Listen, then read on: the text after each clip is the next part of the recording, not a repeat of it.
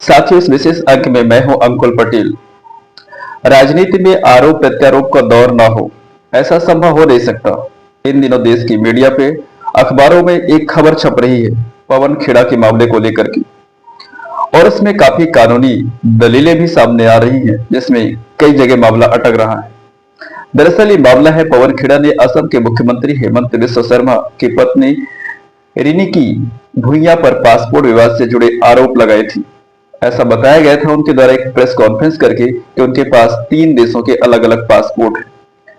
साथ ही यहाँ पे मैं इस बात को क्लियर कर दूं कि हम कानूनी पहलुओं पे चर्चा करेंगे, लेकिन व्यक्ति की गरिमा और उसके आत्मसम्मान का हमें हमेशा ध्यान रखना होगा।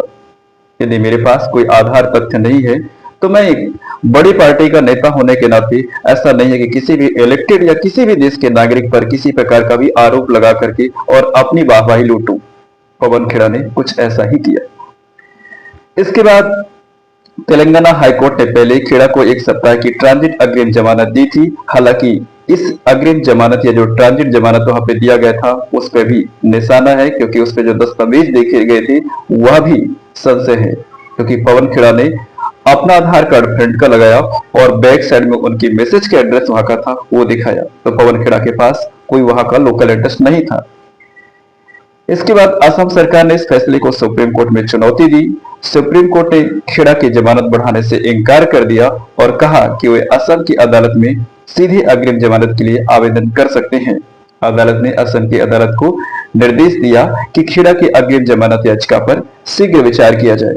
अब यहाँ पे कानूनी स्थिति क्या होती है? सुप्रीम कोर्ट से राहत न मिलने के कारण अब उन्हें असम की अदालत में कानूनी लड़ाई लड़नी होगी।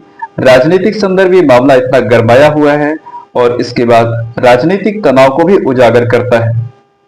साथ ही साथ पवन खेड़ा का जो मामला है, फिलहाल सुप्रीम कोर्ट ने उसकी सुनवाई से इनकार कर दिया है। असम की अदालत पे उसको वहां पे आवेदन के लिए